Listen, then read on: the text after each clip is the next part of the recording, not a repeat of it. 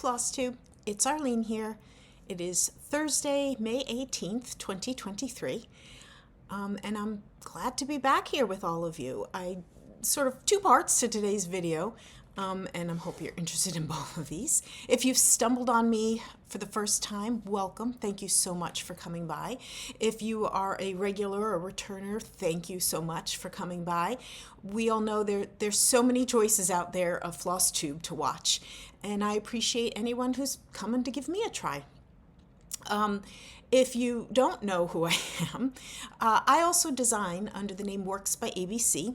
My initials are ABC, Arlene Beth Cohen, and so the name came from my initials. There is a whole long story of why my Flosstube channel just says Arlene Cohen and is not WorksByABC. Let's just say that's what it is. But whatever. I discovered Flosstube in the late winter, early, like January, February of 2017. And I'm not sure how exactly it was that I stumbled upon it. That's not the most important part of this story. I started to watch a couple people, and of course, YouTube recommends maybe you want this person. And if you put in a search of Flosstube, YouTube starts to get to know what you like to watch. And so I started watching a few folks, and within a month or two, I was like, could I give this a try? And so in March of 2017 was when I sort of bravely hit record and put out my first Flosstube video. So in that first few months of certainly watching Flosstube and then making my own and just loving being a part of this community and the comments and the writing back and forth and someone I know commenting on my video, and then I would go over to watch their video, or someone who didn't necessarily have videos but just were regulars. I loved it so much. Related to that, if you don't know me already, I do lots of types of stitching. Cross stitch is where my WorksByABC designs are mostly cross stitch. I do black work and some canvas work, but mostly cross stitch. In my personal life, before Flosstube, before being a designer, I truly did a whole lot of different types. And I still love to try out different things. I don't limit myself to cross stitch. So for some years, I had designed some of my own things, just things that I really enjoy doing. Actually, the perfect example of that, up on the wall over there, that piece right there, that's my own design of needlework. It's based off of a mosaic that is 10 feet by 10 feet from a museum. That's a whole separate story. So there I am, first few months of Flosstube, participating, watching, recording, and I stumbled upon somebody, and I couldn't tell you who it was, it was not their first video, and they said something along the lines, they were holding something that they had designed, just a small little, I don't remember what it was, and said, so many people commented on this last time that maybe other people are interested in stitching it. So I've opened a little Etsy store. There's a link below. You can go watch it, you could go purchase it, and there might have even been go purchase it. And it was such a casual kind of, I opened an Etsy store. And the truth is, Etsy can make it very easy for you to open an Etsy store. You can get way more into it in all kinds of ways. But this person gave me an idea. I'm like, well, if she doesn't think it's a big deal, well, I'm going to look into this. And it did. And because I had a number of things that I had already designed, it wasn't out of the blue to think about this. So I was like, you know what? I was brave enough to start doing Flosstube videos. Maybe I'm going to be brave enough to do this, having no idea if anyone would be interested in anything I designed. Knowing I was a part, Flosstube community very much cross stitch, although people share all kinds of things, including quilting and knitting, but also other types of needlework, which is going to be part of my second half of my video today. So I spent a few weeks, trying to figure out how Etsy worked. taking a couple, some of the things I had already designed and needing to chart them, need to learn charting programs, designing a few other new things, and bravely giving it a try. So today, May 18th, tomorrow, May 19th, 2017, is when I officially hit publish, or whatever it is that you hit on Etsy after you've been like doing all the draft versions. All right, I'm ready to go live. And I can't believe it's been 6 years. And I look at some of my early designs and I think, well, I've grown a lot, which I want to believe every designer thinks that. I want to say some of my early ones, I'm a little embarrassed, is maybe too strong of a word. At the beginning, because I was modeling, I was looking at other folks, and I learned that not everyone did a stitched model. And that varied, and so a number of my early ones are the image that you see is computer generated. Things have evolved and changed so much over time. So, in honor of my anniversary, there is a sale going on right now on my Etsy store. So I started at May 15th, so it's through the end of the month, just easy dates to remember. 15% off everything. I'm even going to do free shipping within the United States. No coupon code needed. You just go to my Etsy store, link will be below, and you'll see I think they even they show you what the sale price is as you're clicking around. I sell all of my patterns in 2 different ways, as a paper copy that I can mail to you, or as a PDF. I know different ways work for different people. The key thing is to recognize those are listed as 2 different listings on Etsy. There is no way to say, here's this pattern in option 1 PDF, option 2 paper. Can't be in one listing. So if you are a PDF person, you could go to the search, just the category PDF, and you'll only see those. If you're a paper copy person, you could just go to the paper copy and search all of those. Just be clear, you can get what you want. Just make sure you're looking at the correct listing. So 6 years, man, so much. Obviously the world in these last few years, so much for me personally. I think about where I was teaching at that time. So many pieces of what's changed in my personal life over these years. So sometimes when it comes to something of significance, that you have a date and you can say this is the anniversary of something, and it's a positive thing, it's not a negative date. It just makes you pause and say, wow, time come a long way.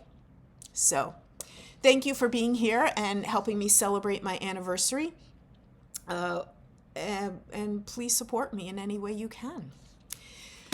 All of my stitching in the last couple of weeks has been either on a couple of gifts, which I'm glad to say I'm finished but are not, I can't show, or model stitching. I am already working on designs that will come out in August, and as has happened before, I don't really show them ahead of time. I keep thinking, maybe this one, if it's a big one, maybe I'll show little pieces of it. And well, I'm not working on a big one right now. It's a more smaller one right now. But a couple of videos ago, I had this idea of if I can't show my current stitching, I could show other stitching. Now, a lot of the things that I had this idea about were things that I've shown on videos before, but some of them, it has literally been like 5 years. My early videos, I was just so excited. People were interested in what I had to share. So if I was showing canvas work or any of the other things, it was very cool to me. So 2 videos ago, I thought, all right, I'm going to do Needlework Loves, and episode 1, which turned into a 2-part episode, was about blackwork. And if you're interested in blackwork, you can go back and watch all of those, all the things that I shared in that. So I had come up with, there's going to be at least 4 of these. We'll see how it all plays out in terms of breaking up the categories. But today, we're going to talk about Hardanger. And I'm going to share with you my stories of, this is just what it is. I can't tell you exactly when I first saw pictures and knew it was Hardanger. There is a chance that I had somehow learned about Nordic Needle, which was an amazing store out of South Dakota, North Dakota, North Dakota, Fargo. I think it was Fargo, North Dakota, for many, many years. And I think somehow I stumbled on that and requested to get their catalogs. And they kept doing paper catalogs for many years beyond when internet purchasing became the thing. And it was probably seeing a number of things in their catalog, because one of the stories behind their coming to be were two women who had Norwegian background and were interested in Hardanger and bringing supplies and ideas to this country. And so I knew that it involved cutting threads, and I just felt a little too nervous about doing that. So, gosh, it's been almost 20 years at this point. I was coming towards the end of a teaching school year and was just looking for something different to do in the summer. And I stumbled upon craft schools. Now, there's the Penland Craft School, John C. Folk Craft School. There's a few, and I think those two still exist. And I couldn't tell you what searches I was doing or something. But I ended up learning about Fletcher Farm up in Vermont. Now, things have obviously changed a lot. But I did go up there many years for a week. Now, I think I stumbled upon them looking for stitching classes. And what I found was a class somebody was offering Hardanger, like a weekend class. And I thought, or week, doesn't matter, week or weekend, I could go on an adventure. And the problem was that year is that it was like a week too early. In June, I still had school commitments and meetings and stuff like that, and I couldn't do it. But the week right after, the same person was offering a bob and lace class. And if you're new here, I also do bob and lace, and there's plenty to talk about in that world. I had learned the basics when I was living in Northern Virginia. I moved to New Jersey, and I really hadn't touched my bobbins pillow probably about 5 years at that point. I don't remember exactly. And I thought, maybe this will be a way I'll get started again. So I went up to Vermont and met Evelyn. Now, Evelyn, I know she sometimes watches my videos. So if you're watching now, hi. Thank you for being a part of my story today. So she was giving the bob and lace class, and I loved getting back into it. And it's thanks to her that I got back into it and still do it to this day. And went up to Fletcher Farm many years for a week-long bob and lace class. The second year I was up there, the Hardanger class, maybe she just stopped doing the Hardanger class. I don't remember for sure. But the second year I was up there, the week doing bob and lace, and then it was going to be the weekend after, not the weekend before, that she was doing Hardanger. And I thought, you know what, this is going to be my chance. So I was excited to be up there for an entire week, bob and lace for those days. And then the weekend classes started like Friday evening. So, Friday, let's say 1 or 2 or something, making all the goodbyes to the bob and lace ladies who were leaving. And Evelyn needed that time to kind of switch things around. And I don't know what I did, and went back a few hours later, I think, let's say 7 in the evening. And she had like transformed the working space. All of her bob and lace supplies were gone, so to speak. And all of the more stitching related supplies were out and ready to go. So it was thanks to being in an in-person class that I learned, hey, I can do this. Now, I have to believe I had some little doodle cloth, and I can't find it. I don't remember specifically. I have to believe she had us take a little scrap of fabric, do some of the supporting stitches, and then we were trying out cutting. And the big lesson was like, if you mess up, it's okay. Number 1, this is just a doodle cloth. You're learning from this. And number 2, I'm going to show you what to do if you do mess up. So again, I think I had some doodle cloth, but then at that point I had been stitching a lot, and she had this booklet. This is Ernie Bishop, Cross and Patch. And you could see there's a lot of Hardanger in it. And to be specific, I was like, wow, that's pretty cool. So it's a band sampler with the bottom part of the banding being about Hardanger. And I can't quite tell you the whole evolution, but I decided in that after kind of tiptoeing in, this was something I wanted to work on. And I decided I didn't want to do the whole stitching banding. I just wanted to focus on the Hardanger. And so I have this to share with all of you. And you can see I never finished what I was doing. So in terms of this, I did the pieces that were up here and then was starting this. And what I loved, you could see in that picture, was the variety of fillings. Like that's what I wanted to practice more. And I stitched all the supporting stitches, and there's better cloister blocks. When you stitch when you're doing Hardanger, you don't just sort of randomly start cutting.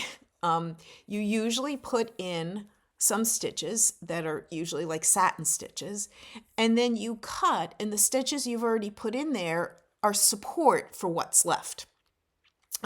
So I was playing around with different variety of filling stitches. Now you can see you don't always have to fill. You can leave, you see that right there, squares just empty. And sometimes when you just have one square, like right there, you do one thing. But when you have a larger space, you do something else. So this was my first Hardanger, which is crazy. But one of the things I loved about that experience was, I don't know, maybe at some point Saturday morning or something, there were maybe 8 or 10 of us in the, maybe, I don't even remember, but there was a little bathroom off the the studio space we were in. And so I was in the bathroom and I heard this commotion and I came out. I was like, what'd I miss? It was the first person who had cut the wrong thread. And Evelyn rewarded them. They got I think she got like a little, gift certificate to buy more supplies or something. But Evelyn said the way to do this is to not purposely make a mistake, is to wait for somebody to make a mistake and then use it to teach others. And I loved that thinking. Now, again, I was starting with something that really potentially could turn into a real project. And I don't remember how many people were doing something like this. I don't. So she showed us what you do when you've cut the wrong thread, how to fix it, how to hide it, how to cheat, depending on what you want to call it. And that was just so helpful. And again, it kind of put my mind at ease of, when you're doing cross stitch, do you ever, make a counting error? And depending on what else is going on, you either take out the stitches or you adjust or whatever, you find a way to fix the mistake. Same thing is true with Hardanger, and even if the mistake involves cutting the wrong thread, it is still fixable, and that's what I learned from her. A few other things to share that I feel like that I'm missing something, but I can't think what it is, so I'm going to call this my next Hardanger project, which was some years later. So I mentioned Nordic Needle. They used to have this amazing retreat every year. And I would read about it in their newsletters from year to year. And one year I said, you know what, I really want to make this happen. Now, it was during the school year. I had a good reputation of not taking days off, so it was very unusual for me. And what a great experience. It was a retreat that did involve a lot of classes. And the type of classes where you're like a 2-hour, 3-hour, I don't know, learn something brand new. I don't remember all the variety of classes, but for me, I picked out classes where I was learning something. I wasn't just, in effect, stitching a cross stitch design that I already knew how to cross stitch or something like that. So one of the classes I took, and I even found the thing, this was Carol Pedersen Designs. And this was something clearly I had pre-worked, so they sent you some things that you needed to stitch some of it ahead of time. And so there was practice with learning, obviously, that filling stitch. And as a side note, but related note, learning this edging, which I have actually gone back and used in other things, but not, I know it. I've used it in other ways. So this might have been my second Hardanger project. I'm not sure. And all the fillings were the same there. And I just realized I forgot. There's a piece that I forgot to bring up. I know I've shown it before. It was a like a table doily kind of thing that I'm pretty sure it was a Nordic needle design that I did. And I don't know, it's, there's so many things I love to stitch, and I'll go back and forth between trying different things. When I went to Nashville in 2020, which was literally like the week before the world was starting to shut down, I was going as a visitor because I had this idea that I was going to be brave enough as a designer and try to exhibit. There was always a waiting list, but I wanted to go first as a visitor, and it was so helpful for me to be there. And what I learned is that yes, plenty, majority cross-stitch designers, obviously like thread and fabric companies, but a couple of others that intrigued me to find there and to talk to these two women in particular, and that they came back. It wasn't like a one-off thing, which means there must be store owners that support it. So one lady, and I'm pretty sure Satin Stitches, and I meant to look her up, I'll link below, had all Hardanger. That was basically all she sold. And again, she was one I asked, is this your first time? She'd come back many years. I'm pretty sure she was there this year. I couldn't tell you. So clearly there is an interest of Hardanger out there. So in 2020, I purchased one of her patterns, and I should have had like a piece of fabric or something to hold up. Oh, I can use this. Hold on. I purchased this pattern, and at some point, probably in those early quarantine days, I said, you know what? I haven't done Hardanger in a long time. I want to give this a try. And so I really enjoy doing it. Now, for those who've never done Hardanger, want to learn more about it, maybe want to learn so they're not so afraid of it, I don't have a good way to say, here's the beginning ways of doing it, other than it involves a lot of straight stitching, like satin stitches. So look at what's going on here and here. There are certain motifs kind of thing that show up a lot. Sometimes you're cutting and just cutting, and then wrapping the threads that are left. Or in this case right here, just cutting out those threads. Sometimes you're doing something a little bit more inside, called a filling stitch. The takeaway from this is, if it intrigues you, give it a try. Don't use your fanciest fabric, don't use a giant piece. Take a little whatever. So I was looking around, I got to do this in some sort of order. So there was this piece that I did. I'm going to come back to that topic in a moment. So there is another piece, and I've shown this, and I feel like this not that even long ago. I showed this Hardanger project in the works. It's a whip right now, and it was getting this. Nordic Needle used to do a yearly contest, and there was something about this that just so intrigued me. It's like all of the fabric was getting cut away, just about. Like there, you see, in these other ones on the front cover, you see fabric, okay? It was like there was no fabric there. I had this the pattern for many years, and just, I don't know, last year or something, I started it, and it is an intriguing idea. I mean, you could see how much of I can see you through here, how much of the fabric has been cut away. Now, this felt very different doing this because I was cutting a whole bunch and then doing a whole bunch of wrapping of the bars. There was no supporting stitches that needed to go in. Now, I hate that this is just lingering. I'd love to do it. I think, though, I'm going to get my enjoyment, my worth of doing it by just doing the center area. I'm not thinking that I'm going to feel the need to do the whole thing. We'll see. It hasn't been the highest priority of stitching projects, and so it sits there.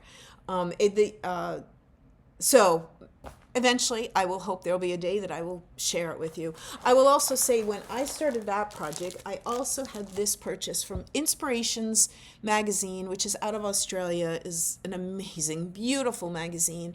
Many patterns they sell PDF online. And so this was one, I think I saw someone like on a Facebook Hardanger group had done this design, and it just, sometimes it just catches your eye. And so I purchased it from the Inspirations. And I know at the time that I was starting the big doily, it was like this one, or I don't know what I'd call this. This or that. And I decided this because I wanted to try something different. So Hardanger, and let me talk about this.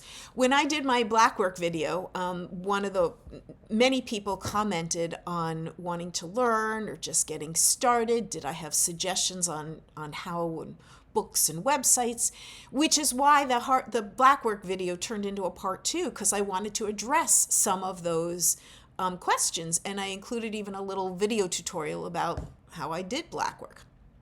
So preparing for today and thinking, well, maybe some of those kind of questions are going to come up about Hardanger, I was looking at the books that I owned, and there's nothing I have that I really am going to recommend. There are some very good websites. And I'll also say this, I am not going to do another little tutorial like I did with blackwork for Hardanger. Number one, I just don't think I could set up a camera right to kind of capture the way it needs to be captured. And frankly, there's other people that have already done online with much better setups than I have. And you can, again, one of the things I learned, what a valuable lesson. When I went to that Nordic needle retreat, and I only went 1 year, one of the classes I did was on needle painting, and that's on my list to talk about at one of the points for these Needlework Loves videos. And the teacher, she was handing out the little kits, in a baggie that we had, and what was in there was a piece of white fabric, not like cross-stitch fabric, but like white cotton fabric, and some DMC colors that were part of the design. And she started out by saying, everyone take a look at this fabric. This is $6 a yard at Joann's right down the road. You can't mess this up. And if you do mess this up, I got another piece to hand to you. This is your opportunity, this is needle painting, to give something a try. And just recognize that you're not using the good supplies, and you have to save them for something. And that's such a valuable lesson in all kinds of stitching. I know that some people, every so often there's this movement of start what you love. If you have all these patterns and you just want to start them. It's kind of like that for me when it comes to learning something new. Don't think, okay, the very first thing I need to do is this. This is how I'm going to learn Hardanger. No, okay? And it's okay, you start small. So I did want to mention Yvette Stanton, and I'm going to come back to her books a number of times in these videos, has this early Hardanger book. And what's so fascinating, I don't remember which year she put this one out, was recognizing there's a reason why it says early style Hardanger. And let me just get to this page with the chart. So I love that she gives all this background information about when she's sharing a needlework style. So I have a number of her books, doesn't matter, and learning something new from them. So for this in particular, she has this whole chart comparing Hardanger, which is to say the traditional Hardanger that is found in Norway. It is a cultural piece from Norway, and what has evolved, quote, as contemporary Hardanger. And she makes the point that this type of Hardanger is still stitched in Norway in places when they're creating, certain costumes and so on. So technically, this is also contemporary, but so she goes, piece by piece in terms of early style has a much higher stitch count, what kind of threads are used, what kind of designs are used, and so on, just comparing the two types. Now, our, quote, contemporary Hardanger, you might think, oh, Hardanger, I need to get that 22 count fabric that's called Hardanger. Well, you could, but you don't need 22 count. You can do it. I guess you could do it on Ada. I'm just trying to think. Why couldn't you? If you're going to cut 4 linen or even weave threads, which is to say the equivalent, or 5, the equivalent of 2 stitching spaces, couldn't you cut those 2 stitching spaces on Ada? Oh, the satin stitches. Okay, so I will say you probably do need a linen or an even weave. But you don't have to do 22 count. You don't have, you can do whatever you're comfortable with doing. One of the reasons I even pulled this out is that she is coming out with a new book that is just fillings for Hardanger. Now, I'm certainly one that has purchased many of her books just because I love them, not necessarily thinking I'm going to do something out of them, but I have in some of the cases. I will definitely be getting that Hardanger book of hers and seeing all the filling stitches, and she does such a good job with directions and instructions. And because she herself is left-handed, she does all of her books have both left and see at the top here, L for left. She has instructions for everything left and right. And I've heard a number of left-handed stitchers love this. She has a book called The Left-Handed Stitcher's Companion. I don't own that. And then she does have the right-handed Embroiderer's Companion. And I don't own that one, although sometimes now I want to get it. I love her books. Anyway, she is someone that has done a lot of research and study about the origins and the background behind a lot of different kinds of needlework that we don't necessarily hear about, particularly focused on white. Needlework that is typically done in white. So the early style Hardanger that she's referring to here, she went to Norway, she did research, that's what she does, which is just fantastic. I feel like I'm all out of order here, but I'm just going to keep going. If you are interested in learning about Hardanger or wanting to give it a try, well, let me stop there. If you're interested in learning, give it a try. This is what you do. You take some little scrap of fabric that you have, whenever you have finished something. Usually pearl cotton thread is what's used. Depending on the size fabric, you might use like a number 5 pearl cotton for like the satin stitches, and then a number 8 to do the wrapping. Or you might use a number 8 for the satin stitches and a number 12 for the wrapping. There are videos online, again, already way better than anything I could produce, that can take you step by step. And again, if you cut the wrong thing, it can be fixed. And if for some reason it can't be fixed, you've used a little scrap of fabric over, I don't know, a half hour, 20 minutes of stitching time. It's okay. Go get another little scrap of fabric. Again, I believe it's so important to try new things. And I'm not going to say that's limited to stitching world, but I always encourage when anyone says, oh, I don't want to do Hardanger, too afraid of cutting, I say, so I felt that until I could see it, until I could actively see it. For those who are actually curious, how do you fix it? It basically boils down to, let's say I wanted to cut these threads, and by mistake, I cut this thread. So I need this thread back in play. So I take from the edge, this is nicely serged, but imagine a little edge. You take a piece of thread that's coming off the edge of your fabric. You lay it down next to what you didn't want to, or you lay it out where you want it to be because you've cut away. And then you just kind of, I don't know how to say it. I'm not describing this very well. I am sure there's people online that are going to explain to you how to fix a mistake with Hardanger cutting. You basically are taking a little edge, like a piece of the fabric, and laying it down and kind of bringing it back in. And it's okay. It won't all... Oh, the other thing, people say when they see cutting, they're like, oh, isn't the fabric all going to fall apart? No. I mean, look at this. The fabric does not fall apart, and the majority of the fabric has been cut away here. Yeah, you can see that. So it is always worth giving a try. I will put some links below to a few of the things that I have found. It's give it a try. I'm sure there's actually some freebies too, so you can do some small little motif and say, hey, this is kind of interesting. I want to keep going with this. So there we go. That is episode 2 of Needlework Loves, and it was all about Hardanger. There is so much to share. Canvas work is going to be its own video.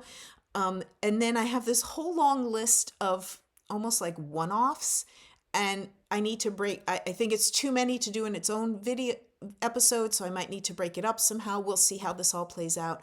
I hope you enjoy this. I hope, there's so much Flosstube that features beautiful, amazing cross stitch, and absolutely go watch those. But I hope, especially if you're still here, you must have some interest in seeing some other types as well. Let me just mention this.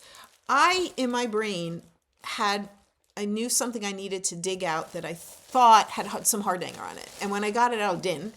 But it's something to bring up here. So this was a little like purse-like thing that I think it was a kit. It wasn't a class. And I thought there was Hardanger on the back, which there isn't.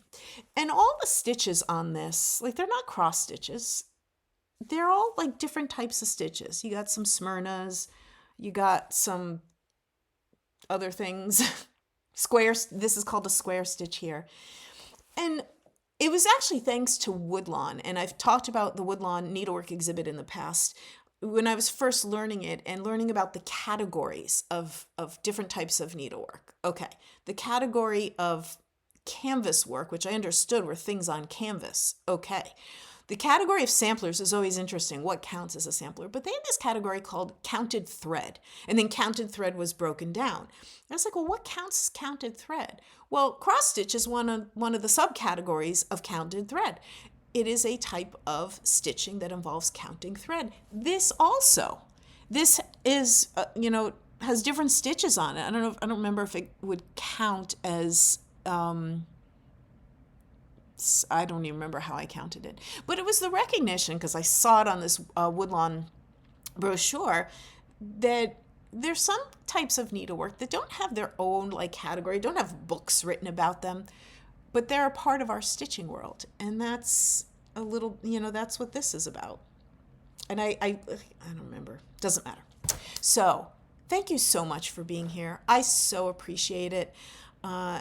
This world that opened up to me 6 years ago, first as Flosstube, and then as the designer that I've evolved to and come to be. So please head over to my Etsy store and hopefully find something that you like. I do not have any Hardanger designs. It's not something that I want to say not interested in designing. I couldn't do anything complicated in the design world anyway. The majority of what I do is cross stitch. There are some black work designs there and a couple of canvas work that I did earlier in my WorksByABC life. Again, I know there's so many Flosstube videos to watch, and I so appreciate you being here. You know the drill. The likes and the comments always help the YouTube algorithm, and I appreciate it. So thanks for being here. Till next time.